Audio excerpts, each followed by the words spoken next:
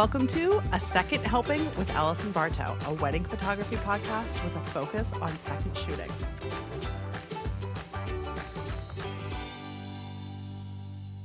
On this week's episode, we have the most diverse and inclusive wedding party ever, and they were all phenomenal.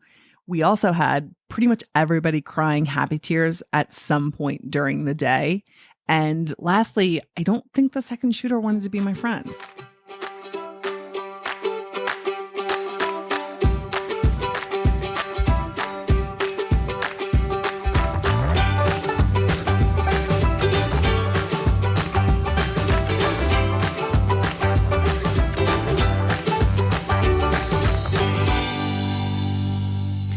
It is Friday evening. I am associate shooting a wedding tomorrow. I will have a second shooter. His name is CJ. I have never worked with him, but I hope that he will be fantastic. He is going right to the hotel for Groom Prep. The bride, everything for me is at Manayunk Brewing Company, so that is definitely a plus. I had a call with the studio and the bride 2 months ago at her request, and it was good. It was helpful. We cleared up a few things. I had a couple follow-up questions. And then the other day, I went to pull up the email, and I realized that the email, I didn't know which email it was. Like, I got nervous because the email that I have just has their name and final wedding timeline, but it doesn't have the date anywhere in it or the venue. So I had to really make sure it was the right couple. So then I did follow up with the studio and just say, hey, we've got like the timeline here, but did we ever get a shot list? And so he emailed me back with just a list of names of family members. And then attached is a 15-page document from the wedding planner. And the wedding planner I have heard of this wedding planner, and I worked with her when I owned the flower shop. So that is reassuring. Her timeline is great. It has all of the vendors, the name of the vendor, the contact person, phone numbers, email addresses, social media handles. It has the timeline starting with the day before with the rehearsal dinner. It's a thorough timeline for the wedding day. It has the processional order. It has everything that's going on during the wedding ceremony. We have a DJ list timeline with like what songs are to be played. And then the photographer timeline is in there.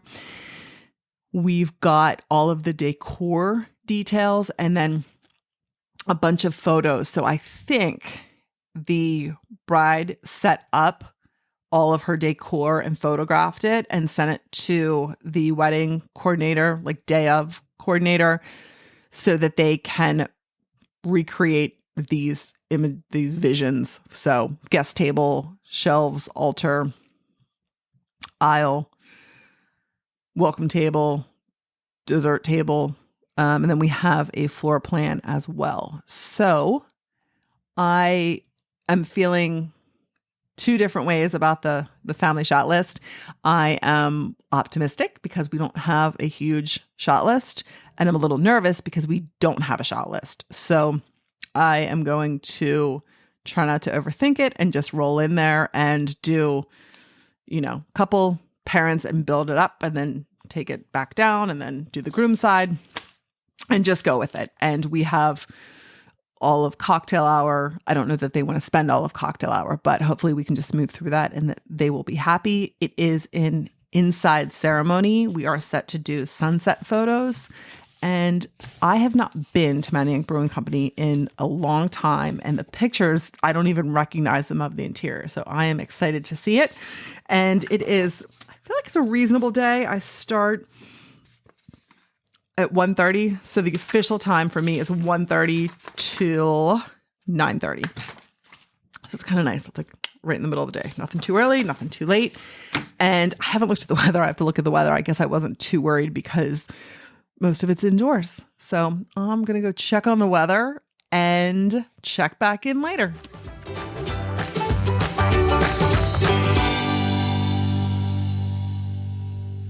Hello. 12:20 on Saturday. I'm on 76, a few miles from my exit. It's about 64 degrees. It feels like the first real fall day but not the best fall day. It was raining earlier. There's a lot of like wet yellow leaves around. They were blowing around. I'm hoping that some of the clouds roll out and it gets a little brighter. It was calling for rain from 3 to 4, which is exactly when we're doing first look, private vows, and couples portraits outside. When I looked a few hours ago, the duration of rain is less, and it looks like it's supposed to be a little bit earlier. So fingers crossed, that isn't an issue. I found my notes from when we first talked, and my one red flag right now is that in our conversations, when we talked about family portraits, she said big family, immediate, and step. And we don't have like a formal shot list. So I'm going to err on the side of optimism and just hope that it's something where we can do build up, break down, like I mentioned earlier. And that's it. I'm hoping I should get there about 45 minutes before my start time. So I'm hoping to be able to get decent parking and get my light stands in and sort of set up, just get my bearings for the venue. Because I mean, honestly, I don't think I've been here in at least 15 years. The pictures I saw online look totally different. So I only remember like drinking in the downstairs. We did do like a New Year's one year, 2004 going into 2005 or 2005 going, I don't remember. It was a long time ago. So it would be nice to see what the venue looks like now. And let's just hope that the rain holds off for them.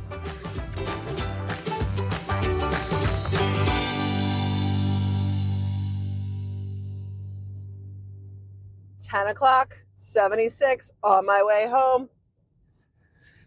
I think today reminded me how much I enjoy second shooting. Wedding went well. Associate shooting is fine. I like it. I like it every now and then. The weather held out on the way there. It got pretty windy. I got down to the venue. I found a parking spot right in their lot. And there's only like 20 spaces there. And the guy, John, was super nice. And he only charged me $25 for the whole time I was there. He let me pick my end time. And I was able to go like right in the ramp and in the back door of the venue. And it was a lot of narrow passageways to get to where I was going, dragging my super long, big, heavy light stand bag and my 2 stacked rolling bags. And the reception space itself was pretty big. So I just wanted to get my light stands like partially set up. And I made my way down to the ladies about, how early was I down there? Maybe like half an hour early or so. They were great. Room critique. Right away, the mom let me know that they didn't have a hook to hang the dresses up, which that is like an easy fix. I don't know why they wouldn't have that. So we had a rolling rack in like the middle of the room, which is just inconvenient when you have people in and out. Secondly, if this were just a room to hang out in, mauve walls and ceilings are fine, but it just absorbs all the light. And the lights that they did have was like a chandelier, a couple of lamps, all mismatched, and there was just not a lot of light in there. So when I opened up my flash bag to put my flashes on the light stands, I grabbed one of my V1s and immediately was like, this is too light. And I look, no battery. Grab the second one, no battery. I almost had a heart attack. Grab the third one, there's a battery. And then I checked and I had my backup battery. So I had 2 batteries, so I could effectively use 2 V1s. So what has to have happened was when I was charging all the batteries, one was finished, I put it in, I got distracted and put the flashes back in the bag, which I never do before the batteries were back in. So this is an example where I say it's good that I buy too much stuff because I had 7 flashes on me, and therefore, even when I was down 2/3 of my V1s, I was still able to use 2 of those, and I had like the V862 and then my 3 AD200s. But I almost had a heart attack there for a second because I just thought, oh my gosh, I don't have on-camera flashes. But I was fine. And all of the flashes lasted all night. So the ladies were way ahead of schedule. Her uncle did her hair and makeup, so it was smart because he did hair and makeup, and then he left to go back to the hotel to get ready himself. So he was done ahead of schedule. Only problem was, and I'm guilty of this too, when you're so far ahead of schedule, you're really proud of yourself, and then you kind of lose track of time, and you can get a little bit behind. So they weren't going to start getting dressed. And I said, you guys probably want to start getting dressed now. And sure enough, there was like one bathroom, and everyone had to pee, and everyone had to put Spanx on, and everyone, so they got a little bottlenecked, but they were fine. One thing I loved, they had 2 guys in her bridal party, one woman in a suit in her bridal party, and then on his side, he had a woman in his groomsman mix, and she was wearing a dress. So it was kind of nice to have them all mixed up to an extent. But I like that they did that. Everybody was in great spirits. I walked in, the first thing I saw was a guy with a handheld steamer steaming everything. Got some detail shots, some macro shots. I think I have some good shots of the ring. I had one window for window light. So got her dressed there, got some portraits there. And then I met the wedding coordinator. She had like 2 assistants with her. The venue coordinator, Dana, was great. When the second photographer got there, it had started to sprinkle a little bit. So we went out. We could not do any pictures in the reception space because there was so much the coordinators had to put together for her DIY centerpieces and all of her decor. So they were worried they weren't going to be done in time for family photos, much less let us use the space early as a rain plan. So the second photographer and I walked around, found a few spots, and then I talked to the coordinator, and she goes, oh, I have another venue space that's not being used today. Do you want to check it out? So I said, absolutely. So we walked all the way down and like around, and there was this whole other space. We opened up the garage door, and it was great because it was just another option in case it did start to rain. First look went well. We did that on the deck, and then we did bridal party portraits there. We split up, did the individual bride and her team, groom and his team, and then we released the wedding party and did couples portraits. So we ended up with a few different spots for that. We did in the one room, we found a wall that had like a painted, like the wing situation. We did that. And then we did underneath the Manayunk arch for the brewing company. So we have a lot of different options there.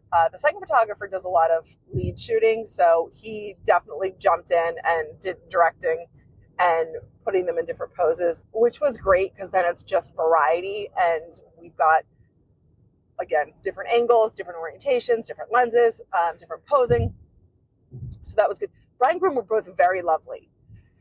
They were both photogenic. She was very pretty, really nice smile. And I said to her, I was like, you have such a beautiful smile. She's like, thanks. I've been working on it. I don't know exactly what that meant, but I said, well, you did a great job. And her dress, the top of her dress was very similar to the bride's from last week. And she just did a really nice job of doing her like taping underneath. And it was flattering, fit very well. And then the bottom was just like gauzy. So I feel like it worked really well because it just moved with her and it didn't need a lot of maintenance. We went in for family photos. We only started those a little bit late. One moment of concern was when they said, oh, Kira has the family shot list on her phone so she can read it out. So I realized that there was what I was looking for, which was an actual shot list of the groupings. So I just wasn't going to get concerned with it because there isn't anything to do at that point. Set up the lights. We were able to use the altar for the reception space. The coordinators had that done in time, which when I looked at it, there wasn't that much stuff to set up. I mean, it was no Danny's bat mitzvah. we moved pretty quickly through I did like a big grand opening speech to everyone, letting them know like how we were going to do it. We were able to move pretty quickly through those. And then the wedding coordinator actually took the phone and she was reading off the list. So and there were a lot of groupings. And then we had, cousins, significant others. We didn't go in height order and in age order like we did last week. We were able to get I think we started, like I said, 5 or 10 minutes late, and then we were finished 10 minutes before what we thought. So that was good. And then they were able to go relax. We set up for ceremony. I was moving my light stands and I was like coming up with my game plan. And the second, he was trying to help, but he was like, well, I could put up my light stands. We could face 2 this way and 2 this way. And then we could aim that way. And then we can get on the same channel. And it was like 20 minutes before the ceremony. And that's just not a time when I want to start messing with channels and all of that. And I actually set my 8200s. You can put like an ID number in there in addition to the channel, which just helps prevent other people from being on the same channel as you. And like last week when Amanda and I shared a flash, I was able to make that adjustment real quick. But just that close to the ceremony, I didn't want to start messing with resetting a bunch of things and then figuring out that something's not firing and having to do this troubleshooting that close to the ceremony. So I just went back and forth and I said, I'm just going to use mine. You can use yours. That way you can do your settings however you want, and we'll just each do our own thing. And I used one of my little friction arms, one of my Manfrotto friction arms. I put that on the light stand. So I had my cross lights for the bride and groom at the altar. And then I did a friction arm with another 8200 pointed the opposite direction to get the processional. So that was good. I don't know how well lit the processional is. The attendants came in one after another. So they came in really fast.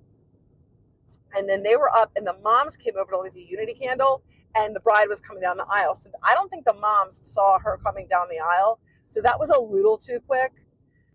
Ceremony was very short. It was nice, but it was very short.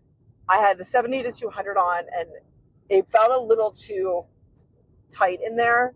So as soon as it was over, I switched away from that. But we shot it mostly flash the whole time. There's also a skylight,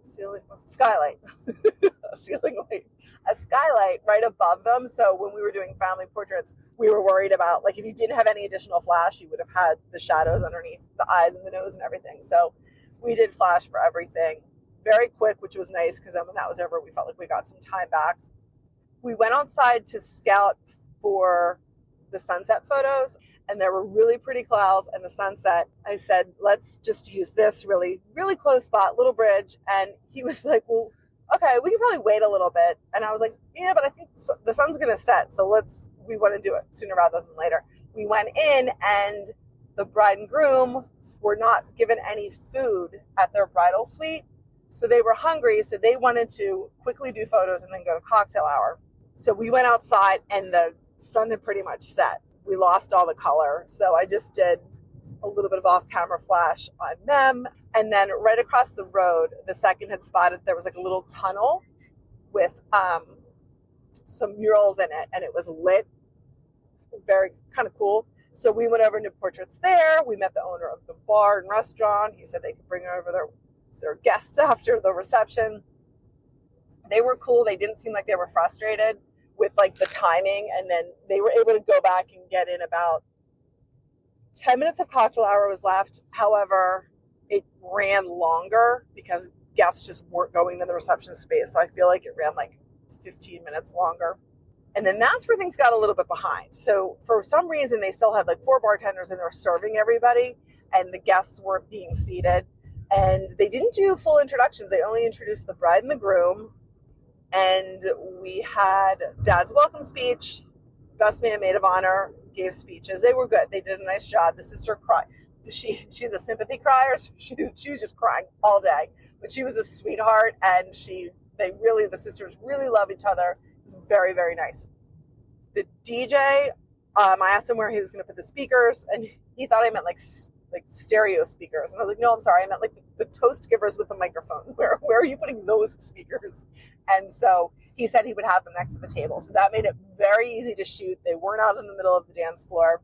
And then we had the dinner. Dinner was running like half an hour late, maybe long. It took a long time for them to serve dinner. And so by the time we were finished and getting ready to get started again, we only had about 45 minutes left. And that included their first dance and then parent dances. And then we really only had like 25 minutes of party dancing to photograph.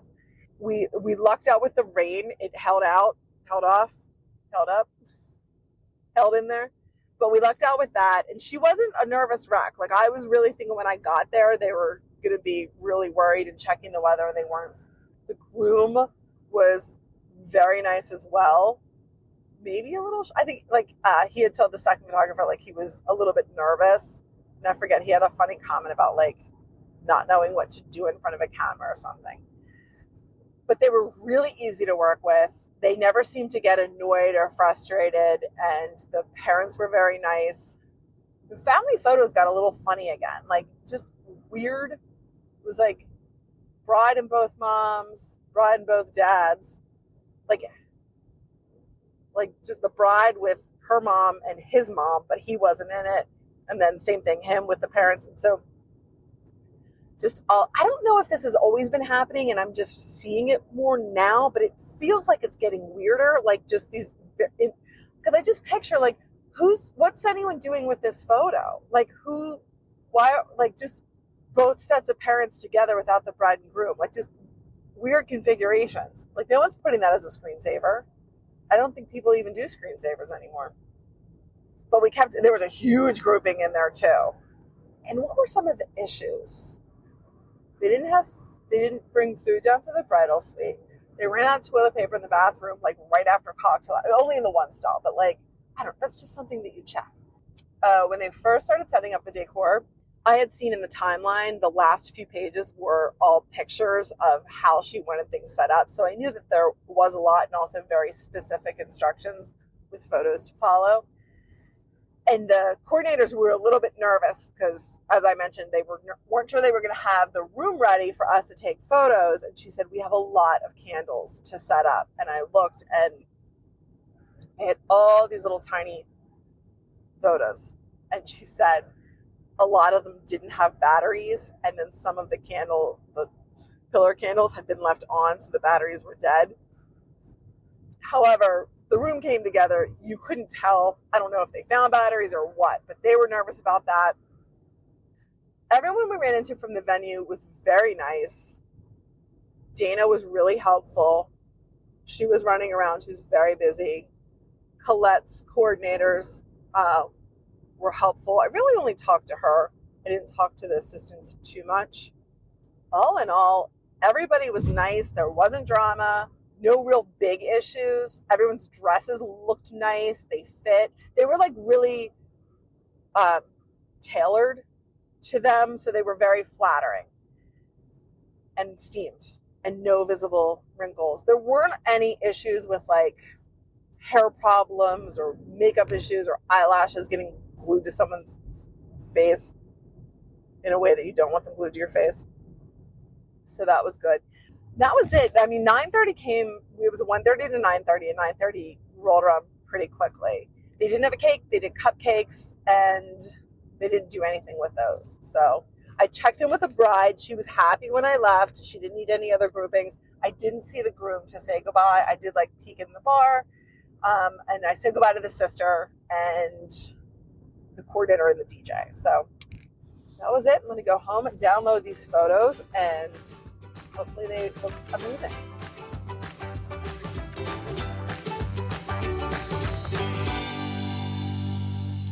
All right, so I reviewed the photos. There were 2,683 over the course of 8 hours, which gave me 335 an hour, which is pretty much on par with what I find myself shooting when I'm associate shooting. Reviewing the photos, I'm happy with them. The getting ready shots, I just have some flat lays, a few details. I didn't go crazy with that. I used the little bit of natural window light that I had. The ring shots I like, but they're darker. So they're definitely not like that bright, light and airy look. I mentioned the room before having challenges.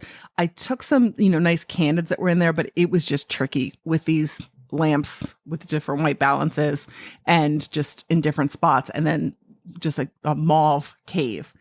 There was also like a knitted, it was like a blanket up on the wall. So it was like an art piece that was kind of cool. It was really 3D and textural. So it was pretty cool in person, but in pictures, it just looks like this stretched out blanket.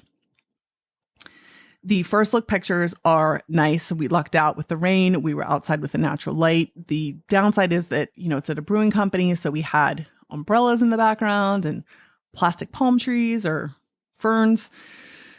So that was kind of disappointing.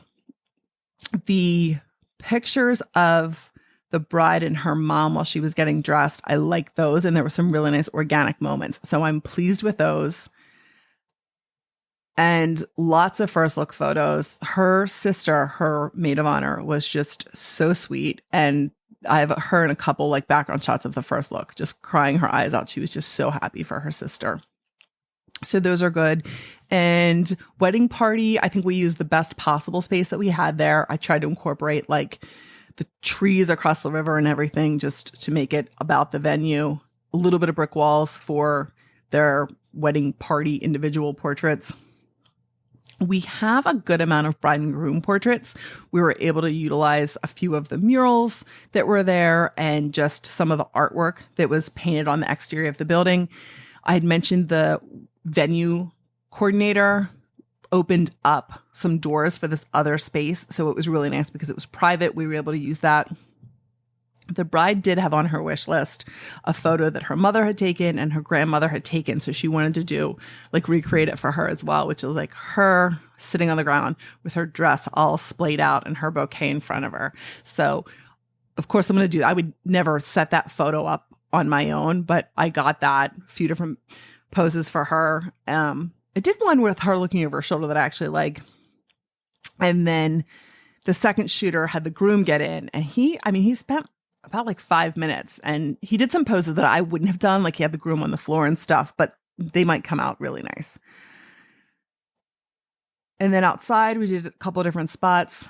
Family photos I'm happy with. I was concerned about that skylight and that big metal pole right dead center of those shelves. I don't know why there isn't one on either end so that you just can't see it. But the pictures came out nicely. The introductions were good.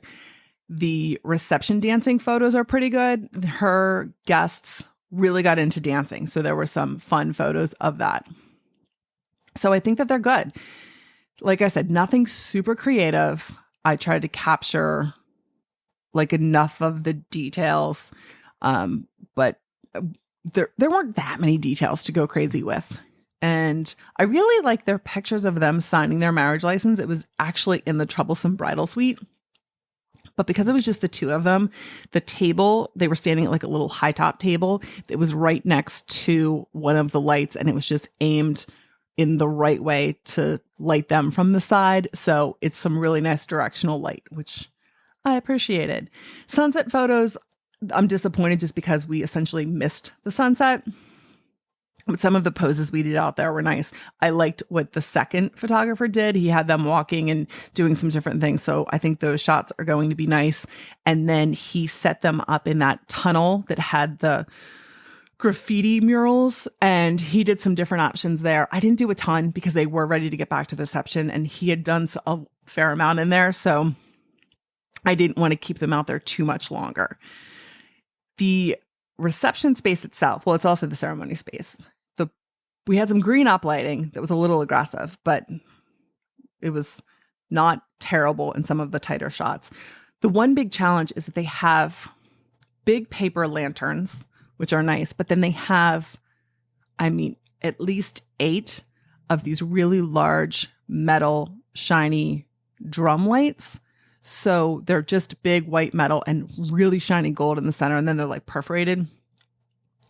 But the problem is your lights, when you have your lights set up, like they really block and cast shadows. So I had like 3 lights set up, just trying to overcome that. But that's just like one more thing that, if venues worked with photographers setting things up for those spaces, you probably would have come up with a slightly different solution. I'm happy with the speeches because we were able to get the speaker right next to the bride and groom, so we could get all of those reactions easily with everybody in it. And those are lit pretty well too. And I went from like side to side to try to get like different lighting and just capture those. I would say that all went well. Oh, the flash situation. So, that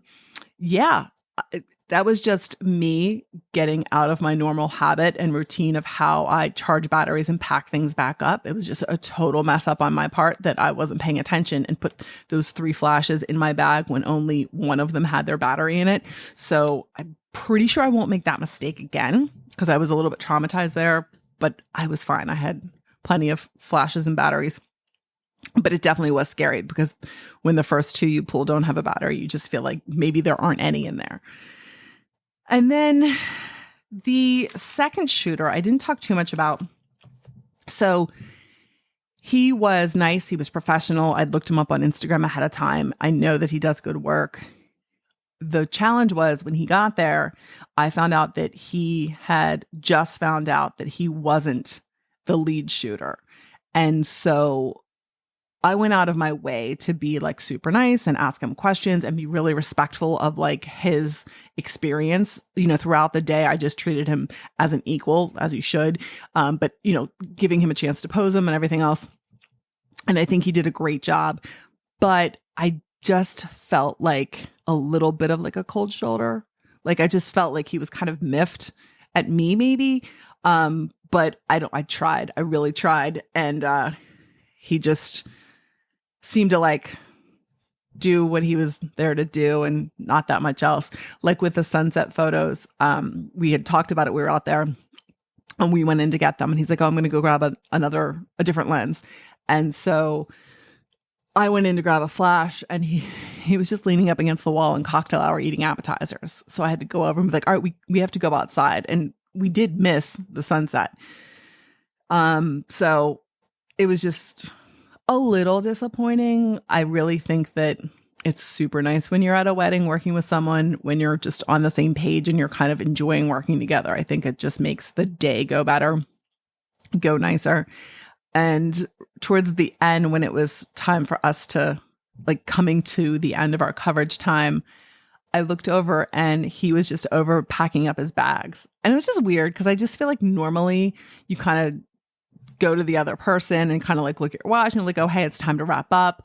I'm going to go check in with the bride and groom, make sure there isn't anything else that they want. They know that we're leaving, that kind of thing. So it was just weird. It just felt like more like a lone wolf move. But the pictures are I think he's going to have great pictures. And I have some really fun party dancing pictures of the mom. I love when moms are just super happy for their kids on their wedding day. So I think it went well. I think the pictures are nice. I think they're safe. But I think that for the most part, they're well lit and everyone looks great. So thank you so much for listening. If you haven't yet, please subscribe on whatever platform you're listening to your podcasts on. And if you would be so kind as to give us a rating and a review, I would love that as well. All right. Thank you. Kick off your shoes and have some fun.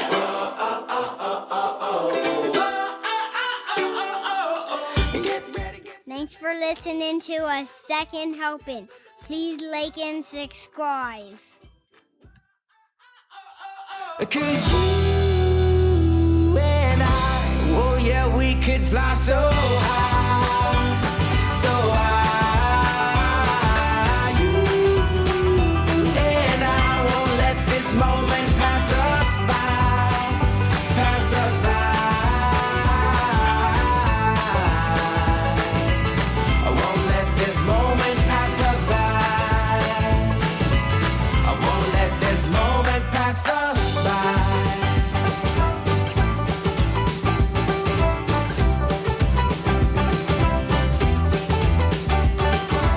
So grab somebody do-si-do, 'cause life's a dance floor, don't you know? Hey, there's electricity in the air, so come